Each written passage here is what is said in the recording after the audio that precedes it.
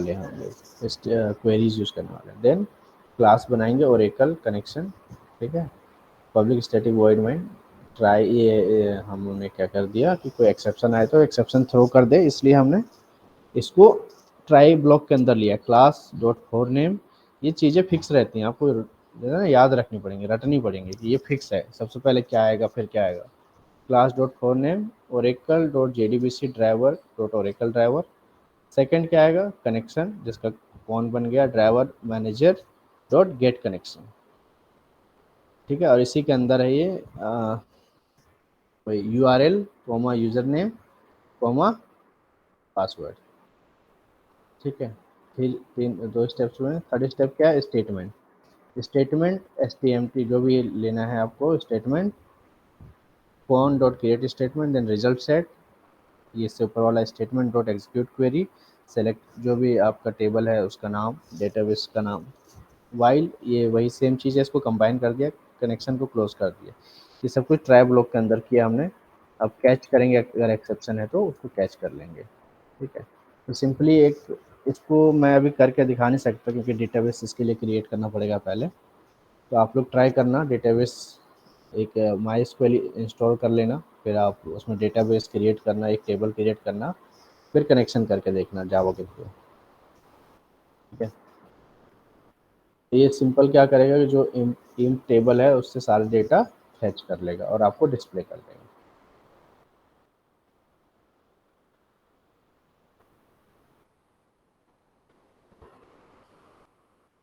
यहाँ पे अगर आपको दिक्कत आएगी तो यहाँ पे जार फाइल जो है उसको लोड करने का ये बताया हुआ है कैसे लोड होगा, और फोल्डर का क्लास पाथ कैसे सेट करेंगे, ठीक है। ये मैंने बताया था ओरेकल के थ्रू। अब MySQL के थ्रू देखो, MySQL ज़्यादातर लोग यूज़ करते हैं, तो MySQL का देखते हैं कैसे होता है। import java.sql.star MySQL, इसका वो दे दिया, क्लास का नाम दे दिया। आप लोग सुन रहे हो? Yes sir. ठीक है। Yes, main sir. क्लास बनाया है और इसको भी हमने क्या एक्सेप्शन हैंडलिंग के पर्पज से ट्राई और कैच ब्लॉक के अंदर किया है। Class dot four name same वैसे ही है, वहाँ पे ओरेकल JDBC था, यहाँ पे MySQL है, ठीक है। बाकी कनेक्शन ये भी सेम होगा, पहले URL देंगे, यूज़र नेम देंगे, देन पासवर्ड देंगे।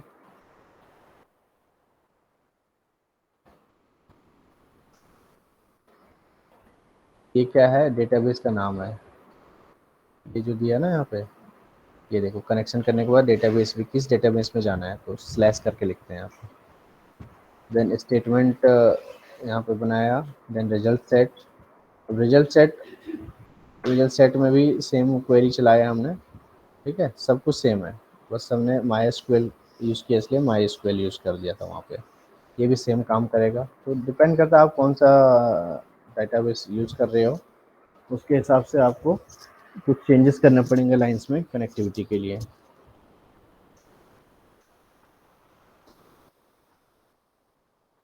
ये आप लोग करके देखना, बहुत ही, अब इसका यूज़ करके ना अपने अपने एप्लीकेशंस कुछ बना सकते हो, छोटे बड़े जो भी एप्लीकेशन प्रोजेक्ट्स बनाने होते हैं उसमें इस टाइप की चीज़ें यूज़ करनी होती हैं, तो बेटर है आप अभी से प्रैक्टिस कर लो उसको। JDBC समझ में आया? Yes sir. Yes, sir. तो इसमें एक दो टॉपिक्स और हैं, मैं बता देता हूँ। जैसे एडवांस जावा का ही है, RMI means remote method invocation. Remote मतलब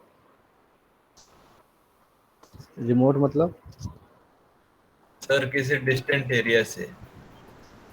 रिमोट एरिया, यानी कि सर्वर साइड पे कह सकते हो, है ना, यस सर। और लोकल नहीं है।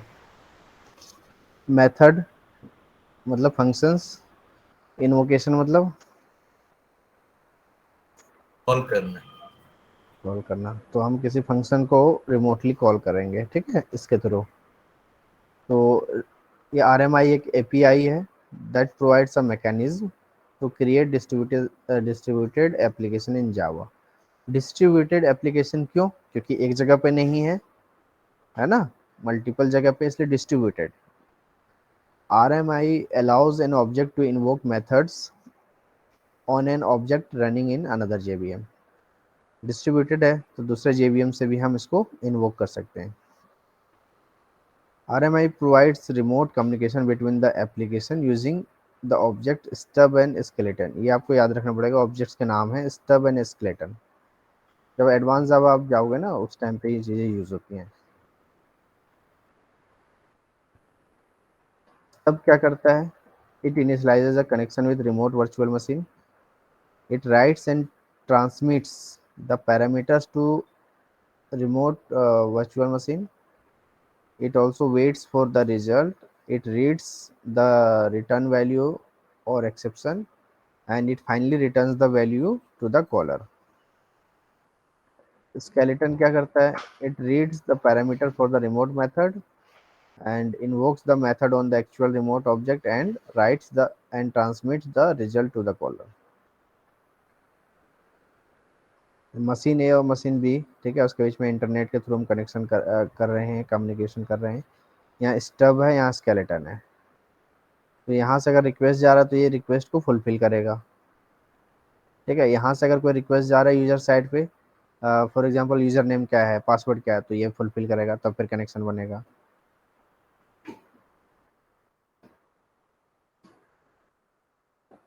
ठीक है, एग्जांपल इसमें देख लो, इसको डिटेल में मैं नहीं जा रहा हूँ. एग्जांपल मैं बताता हूँ.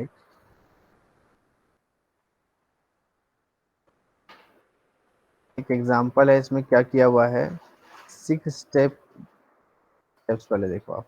ये 6, जैसे उसमें कनेक्शन के लिए हमने 5 स्टेप्स यूज किए ना, इसमें क्या होता है 6 स्टेप. पहला, create the remote interface, then provide the implementation of remote interface, compile the implementation class and create the stub and skeleton objects using the RMIC tool.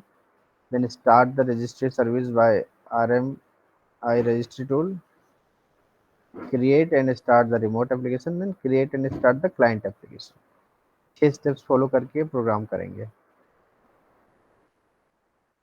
ठीक है, तो पहला स्टेप जो है कि क्रिएट कैसे करते हैं रिमोट इंटरफेस. इम्पोर्ट java.rmi को आप इंपोर्ट करेंगे. Public interface adder extend remote, ये थोड़ा ज़्यादा कॉम्प्लिकेट हो जाएगा, इसको मैं अभी छोड़ देता हूँ. ठीक है, बट ये मैं शेयर कर दूंगा, क्योंकि अगर ये और वो दोनों, अगर कोई क्वेरी, इसे आप पढ़ लेना और कोई क्वेरी होगी तो नेक्स्ट क्लास में मेरे से पूछ लेना. लेकिन इसको पढ़ने से पहले मेरा सजेशन ये है कि जो मैंने JDBC वाला बताया वो आप प्रोग्राम करके देखोगे, वरना ये दोनों मिक्स हो जाएगा, कंफ्यूज हो जाओगे आप. ठीक है, तो RMI आप तब पढ़ना जब आप JDBC वाला प्रोग्राम कंप्लीट कर लो, क्योंकि दोनों में क्या कनेक्शन ही बन रहे हैं, तो कंफ्यूज ना हो जाओ, मिक्सअप ना हो जाए.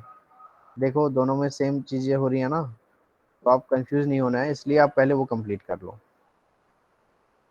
इसके बाद का जो टॉपिक है वो मैं बता देता हूँ आपको अभी. इसमें कुछ एग्जांपल्स है, जब आप JDBC कर लो तो ये भी एग्जांपल आप करके देख सकते हो, डेटाबेस के साथ ही होगा ये भी.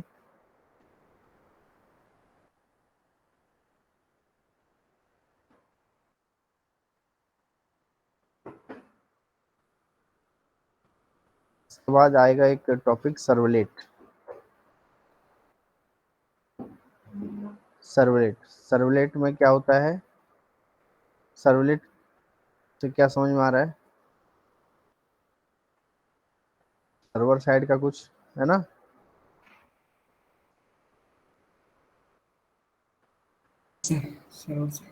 हाँ, तो servlet technology is use to create a web application. Web application का यूज़ जब हम करते हैं क्रिएट तो यूज़ करते हैं सर्वलेट का. ये this resides at server side and generates a dynamic web page. ठीक है, servlet technology is robust and scalable because of Java language. Java language जहाँ भी यूज़ हो रहा है तो वहाँ के जो कॉमन फीचर्स, उसके कैरेक्टरिस्टिक्स हैं, वो तो उसमें फुलफिल होंगे ही होंगे. ठीक है, सिक्योर भी कह सकते हो क्योंकि जावा यूज़ हो रहा है. बिफोर सर्वलेट पहले CGI था. CGI common gateway interface use होता था सर्वलेट से पहले. ठीक है, इस ये स्क्रिप्टिंग लैंग्वेज CGI है था, जिसका common as a server side programming language, ये सर्वर साइड प्रोग्रामिंग लैंग्वेज के जैसा जाना जाता था. ठीक है, CGI स्क्रिप्टिंग लैंग्वेज जिसको हम सर्वर साइड प्रोग्रामिंग लैंग्वेज की तरह भी जानते थे। However there were many disadvantages to this technology, ठीक है, तभी सर्वलेट आया।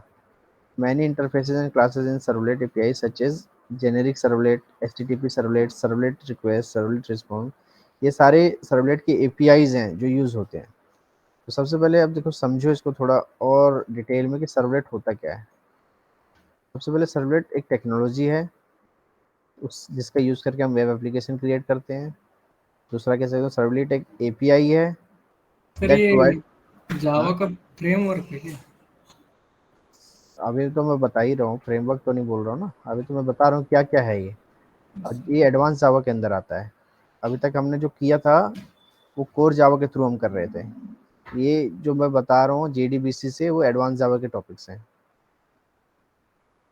ठीक है। तो सर्वलेट एक टेक्नोलॉजी का आप कह सकते हो जिसका यूज़ करके आप वेब एप्लीकेशन क्रिएट करते हो, या कह सकते हो एक एपीआई है that provides many interfaces and classes including documentation of those interfaces and classes.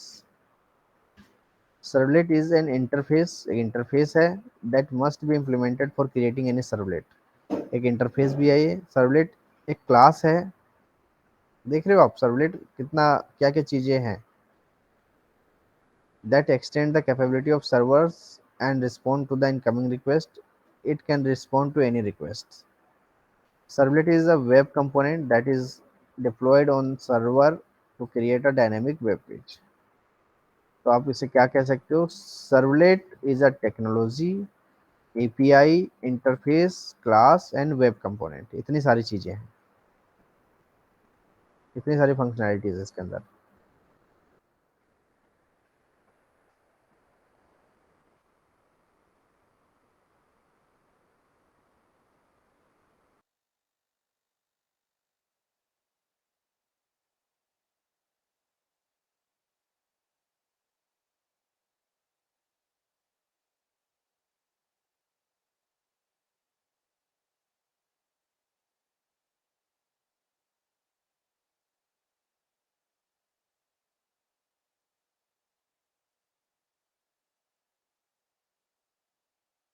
कहाँ तक आप लोगों ने सुना?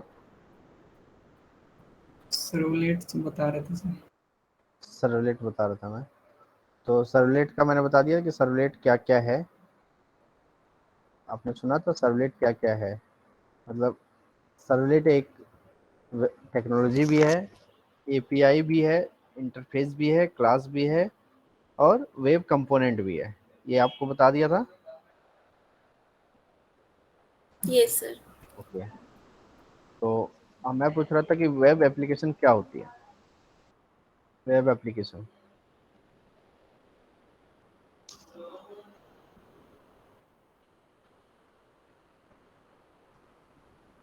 वेब एप्लीकेशन किसे बोलते हैं?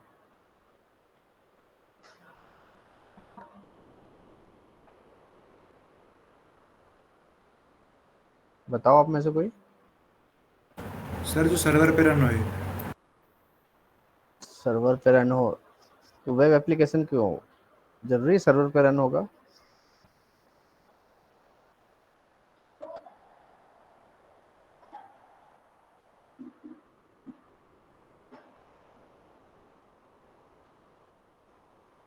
बताओ। तो सिंपल सी चीज़ है, सर्वर पे आपने ठीक बोला, लेकिन सर्वर पे ना होके वेब एप्लीकेशन हम लोकली भी तो बना सकते हैं अपने कंप्यूटर में। बट उसको एक्सेस तो सर्वर के थ्रू ही मिलेगा। अब सिर्फ आप सर्वर के थ्रू आप मान लो कि आपने डेटाबेस इंस्टॉल कर लिया अपने कंप्यूटर में, तो वही एज अ सर्वर वर्क कर रहा है। लोकल होस्ट यूज़ किया है आप लोगों ने? लोकल लोकल होस्ट, तो वो लोकल सर्वर हो गया ना वो, तो वो भी एक सर्वर ही हुआ। लेकिन ज़रूरी नहीं कि किसी और के कंप्यूटर पर जाके हम फैच कर रहे हैं डेटा, तो वही एक वेब एप्लीकेशन हुआ। आप कुछ भी एक छोटा सा चीज़ बनाते हो, जैसे आपने उस दिन बनाया एप्लेट के थ्रू, वो भी एक वेब एप्लीकेशन था, ठीक है। तो web application is an application accessible from the web. जो भी चीज़ वेब के थ्रू हम एक्सेस कर रहे हैं वो वेब एप्लीकेशन कह सकते हो आप। और web application is composed of web components like servlet, JSP, filter etcetera. ये सारे एडवांस जावा कंसेप्ट हैं, servlet, JSP, filter and other elements such as, जो नॉर्मली आप यूज़ करते हो वेब एप्लीकेशन बनाने में, HTML, जावास्क्रिप्ट, CSS, ये चीज़ें। The web components typically execute in the web server and respond to HTTP request. CGI अब यूज़ होता नहीं, कॉमन गेटवे इंटरफेस, ठीक है। इसमें डिसएडवांटेजेस जो थे वो आप देख सकते हो, प्लेटफॉर्म डिपेंडेंट था, अगर नंबर ऑफ क्लाइंट इंक्रीज होता था तो ज़्यादा टाइम लगता था रिस्पॉन्स सेंड करने में, और हर रिक्वेस्ट के लिए इसका अलग प्रोसेस स्टार्ट होता था, and then web server is limited to start processes. तो इसलिए सर्वलेट का यूज़ कर रहे हैं। सर्वलेट के एडवांटेजेस क्या हैं? Better performance because it creates a thread, thread based है, थ्रेड क्रिएट करता है हर रिक्वेस्ट के लिए, प्रोसेस क्रिएट नहीं करता। शुरू में मैंने बताया था प्रोसेस और थ्रेड में डिफरेंस। पोर्टेबिलिटी, जावा लैंग्वेज का यूज़ करता है इसलिए पोर्टेबिलिटी है, रोबस्ट है, सिक्योर है, तो जावा के जितने फीचर्स हैं वो सारे इसमें होंगे, ठीक है। सर्वलेट का वो थोड़ा ब्रीफ था। अब एक टॉपिक है जावा बीन। जावा बीन एक जावा क्लास होता है, ठीक है, that should follow the following conventions. इसके कुछ रूल्स हैं, मतलब जावा बीन को ये चीज़ें फॉलो करनी पड़ेंगी। Java bean should have a no argument constructor, constructor होगा जिसमें कोई आर्ग्यूमेंट नहीं होगा, default constructor. It should be serializable. It should provide method to a set and get the values of the properties known as getter and setter method. Java bean की जरूरत क्यों पड़ी, क्यों यूज करते हैं? क्योंकि it is a reusable software component, ठीक है, and a bean encapsulates many objects into one object so that we can access this platform from multiple places. Moreover, it provides easy maintenance. तो ये कुछ features हैं। पहला क्या है, reusable software component है। दूसरा क्या है, ये बहुत सारे ऑब्जेक्ट्स को एक ऑब्जेक्ट में इनकैप्सुलेट करता है। तीसरा क्या है, इजी मेंटेनेंस है। एक एग्जांपल देखते हैं कि कैसे जावा बिन का यूज़ करते हैं। एक पैकेज बनाया हमने माई पैक, एक क्लास बनाया एम्प्लॉय जो इम्प्लीमेंट कर रहा है Java dot I O dot serializable को, डायरेक्टली यहाँ पे इम्प्लीमेंट कर रहा है, ठीक है। एक इंट टाइप का बना दिया आईडी, और स्ट्रिंग टाइप का बना दिया नेम, ये सारे प्राइवेट बना रहे हैं हम। और एक पब्लिक बना दिया एम्प्लॉय। एम्प्लॉय को क्या है, यहाँ पे कुछ भी हमने नहीं डाला। देखो एम्प्लॉय क्या है, ये पहला रूल क्या था, ये एक कंस्ट्रक्टर होना चाहिए जिसमें कोई भी आर्गुमेंट्स नहीं होंगे, तो एक कंस्ट्रक्टर है एम्प्लॉय, इसमें कोई आर्गुमेंट नहीं है। दूसरा, सेटर और गेटर मेथड यूज होते हैं, तो सेट आईडी, सेट आईडी में आईडी डाल दिया जो भी है इंटीजर टाइप का, और उसकी बॉडी के अंदर दिस डॉट आईडी कर दिया और आईडी को पास कर दिया। इसी तरीके से गेट आईडी, गेट आईडी में भी, अब यहाँ पे वॉइड था इसलिए यहाँ पे प्रिंट करना पड़ रहा था, ऐसे वैल्यू को इनिशियलाइज करनी पड़ रही थी। और अगर आप कोई रिटर्न टाइप देते हो, जैसे इंट, यहाँ पे इंट दिया तो डायरेक्टली रिटर्न कर दिया वैल्यू को। Then public void set name, ठीक है, यहाँ सेट आईडी गेट आईडी किया, अब सेट नेम और गेट नेम, आईडी के बाद नेम, आईडी और नेम दोनों होंगे, तो सेम ऐसे ही नेम के लिए भी करेंगे। तो इस तरीके से हम बिन क्लासेस का यूज़ करते हैं, गेटर और सेटर मेथड यूज़ करते हैं, और एक कंस्ट्रक्टर यूज़ करेंगे विदाउट एनी आर्ग्यूमेंट। जावा बिन क्लास को एक्सेस कैसे करते हैं, देखो पैकेज है माई पैक, एक क्लास बनाया टेस्ट, मेन फंक्शन यहाँ पे बना दिया, ठीक है।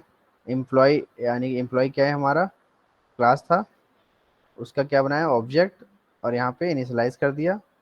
ई क्या है, ये ऑब्जेक्ट है एम्प्लॉय क्लास का, dot set name, set name को हमने कॉल किया, ऊपर जो काम किया ना, और वहाँ पास कर दिया नेम अर्जुन, और प्रिंट कर दिया यहाँ पे गेट नेम। तो ये नॉर्मली वही चीज़ें हैं, बट दो तीन चीज़ें जो कन्वेंशन है उसको फॉलो करने पड़ते हैं आपको। कंस्ट्रक्टर है विदाउट आर्ग्यूमेंट होगा, गेटर और सेटर मेथड्स यूज होंगे इसमें। ये जावा बिन का काम है। इसकी प्रॉपर्टीज आप देखो, जावा bin property is a named feature that can be accessed by the user of the class or user of the object, and the feature can be of any Java data type containing the classes that you define. A Java Bean property may be read, write, read only or write only. Java Bean features are accessed through two methods in Java beans implementation class. पहला method क्या है, gate property name, और दूसरा set property name. ये दो methods हैं जिसका use करके आप जावा फीचर्स को एक्सेस कर सकते हो. Advantages: Java bean properties and methods can be expose to another application and it provides an easiness to reuse the software components. ये दो एडवांटेजेस हैं. डिसएडवांटेजेस की बात करें तो म्यूटेबल है, इसलिए it can't take advantages of immutable objects. Mutable and immutable मैंने बताया हुआ पहले, आपको रिवाइज करना. Creating the setter and getter method for each property separately में लीड टू, ये क्या है, boiler plate code. Boiler plate code मतलब, टेम्पलेट रहता है सर शुरुआत का. हाँ जी, सर शुरुआत का टेम्पलेट एक रहता है, जैसे कि एक मतलब फ्रेमवर्क, जैसे मतलब क्या बोलूं सर, एक स्ट्रक्चर रहता है ना प्रोग्राम का, वही बिगिनिंग प्रोग्राम का स्ट्रक्चर होता है सर. नहीं तो यहाँ पे बॉयलर प्लेट कोड जो है इसका मतलब ये भी है ना कि उसको बार बार हम यूज कर रहे हैं, गेटर सेटर मेथड. तो ये क्या है, ये रिपीटेशंस हो रहे हैं, ठीक है. तो वो भी एक डिसएडवांटेज है कि सेम चीज़ को बार बार लिखना पड़ रहा है हमें, जबकि ये ऑब्जेक्ट बेस्ड जावा होते हुए भी हमें बार बार लिखना पड़ रहा है, ऑब्जेक्ट का यूज़ नहीं कर पा रहे हैं प्रॉपर. तो ये चीज़ें हैं, मैं आपको ये शेयर कर दूंगा इसमें एडवांस जावा वाला भी. और आपको जो अभी मैंने बताया होमवर्क क्या है, नेक्स्ट क्लास जब भी होगी मैं वो प्रोग्राम देखूंगा कि आपने डेटाबेस कनेक्शन एस्टेब्लिश किया, ठीक है. डेटाबेस कनेक्शन आपने एस्टेब्लिश किया वो मैं चेक करूंगा. आपका, आप में से किसी का अभी कोई डाउट है? Yes sir. हाँ सर बता. तो वो प्लेटफॉर्म हमें उसके लिए कुछ डाउनलोड करना पड़ेगा, माई एसक्यूएल. माई एसक्यूएल कर लो आप, या ओरेकल कर लो, ओके सर, ठीक है. ठीक या है. फिर आप एक्लिप्स आता है, और भी बहुत सारे हैं जिस प्लेटफॉर्म जिसमें आप डायरेक्टली कर सकते हो, उसमें इंस्टॉल होता है साथ ही साथ. माई भी इंस्टॉल होगा, ओरेकल भी इंस्टॉल होगा. तो एक्लिप्स आप यूज़ कर सकते हो. और एक होता है नेट बीन्स, क्या नाम है, एक और कौन सा होता है नेट का, नेट डॉट बीन्स. हाँ जी. डॉट नेट होता है नहीं नहीं, सर. नोटपैड नहीं, इसका ही होता है, पहले ये ज़्यादा यूज़ होता था. हम्म, मैं अभी बता रहा हूँ आपको, मैं चेक कर दूँ. हाँ नेट बीन्स, वो नेट बीन्स ही है ना, या कोई और नाम? Yes sir. हाँ. तो नेट बीन्स आप इंस्टॉल कर लो, एक्लिप्स यूज़ कर लो. उसमें अलग से इंस्टॉल करने की ज़रूरत नहीं, वहीं इंस्टॉल होता है, उसको कॉन्फ़िगर करके यूज़ कर पाओगे आप. ओके ठीक सर, है. Thank you. अब दूसरा मैंने अभी बताया था आपको, एक्सरसाइज सेशन 5 का 13, 14, 15, इसको भी आप लोग करके रखोगे, कम से कम समझ के रखोगे. कोई डाउट है तो आप पूछ पाओगे ना उस दिन, ठीक है. तो आप लोग ट्राई करोगे प्रोग्राम्स.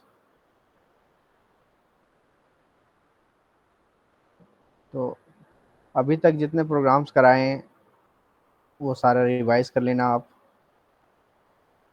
और जितने टॉपिक्स पढ़ाए हैं वो रिवाइज कर लेना, क्योंकि नेक्स्ट मंथ ही एग्ज़ाम है. तो अभी से आप थोड़ा रिवाइज करना शुरू करोगे तभी चीज़ें याद रहेंगी.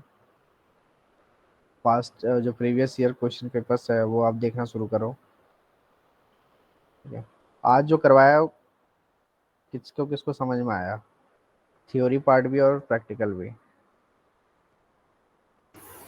सर प्रैक्टिकल क्वेश्चंस आए समझ में, थ्योरी वाला थोड़ा सा कम आया. तो कम वो आया, ठीक है. मैं ये नोट शेयर करूँगा, आप लोग रिवाइज कर लेना उसको. कोई डाउट हो तो नेक्स्ट क्लास में मैं एड्रेस करूँगा डाउट को.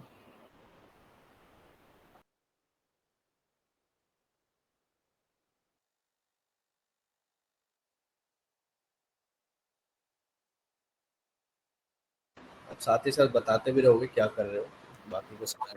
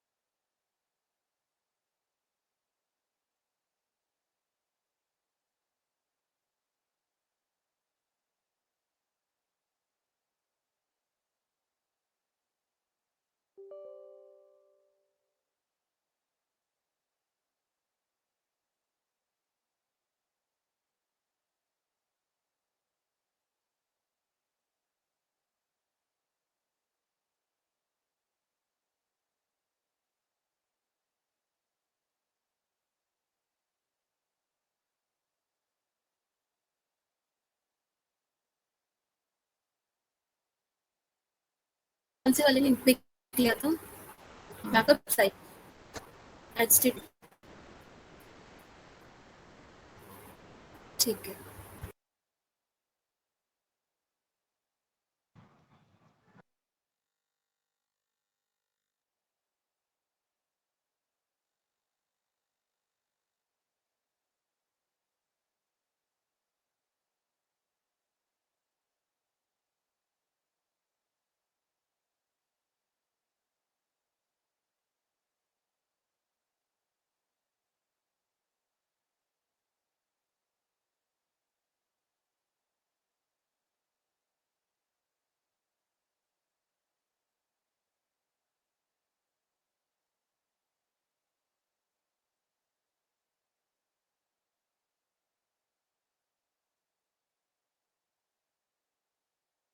इससे क्या होगा भाई?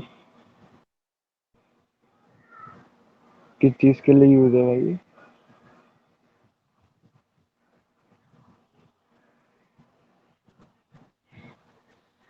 हाँ हाँ हाँ हाँ। अच्छा। एनवायरनमेंट प्रोवाइड करता है।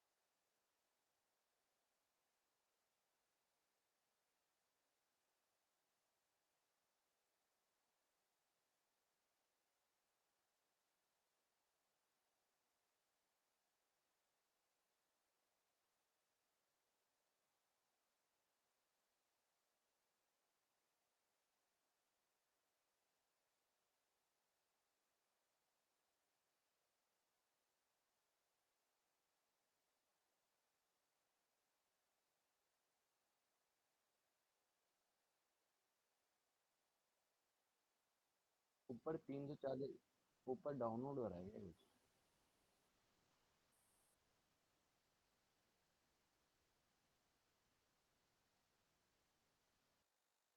ऊपर भाई कुछ डाउनलोड भी हो रहा है क्या? वो देख भाई ऊपर।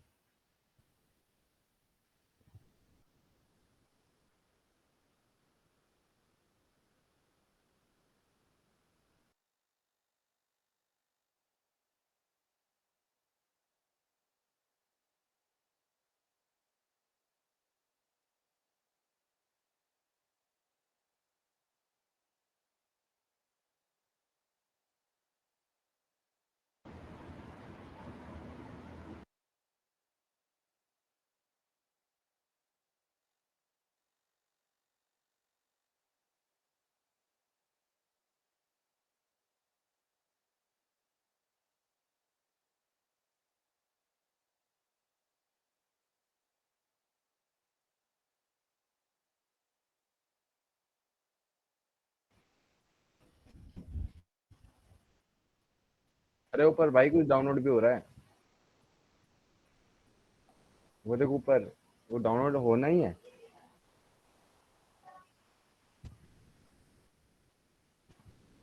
अच्छा।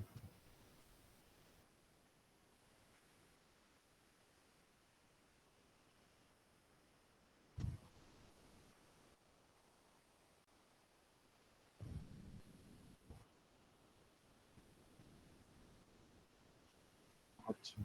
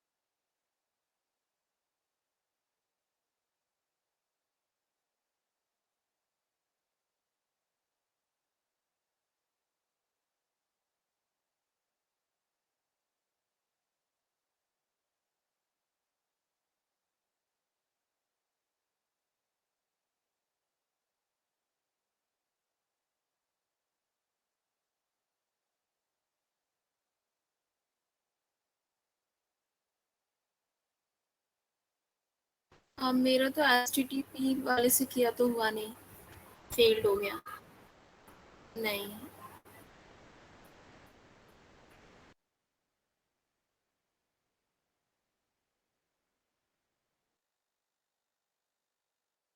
हाँ वो करती हूँ अब मैं ट्राई।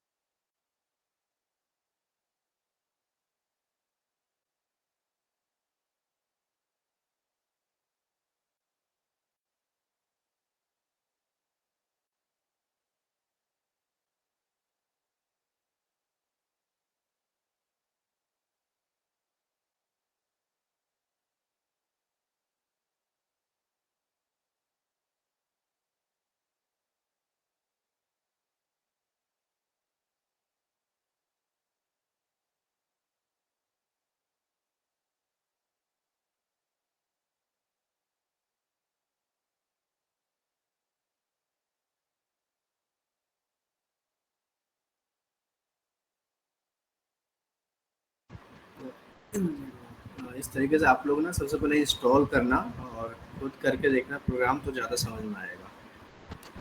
ठीक है, डेवलपर ने ये बता दिया पूरा कैसे इंस्टॉल होता है, कैसे आप प्रोग्राम लिखते हो, कैसे रन कर सकते हो।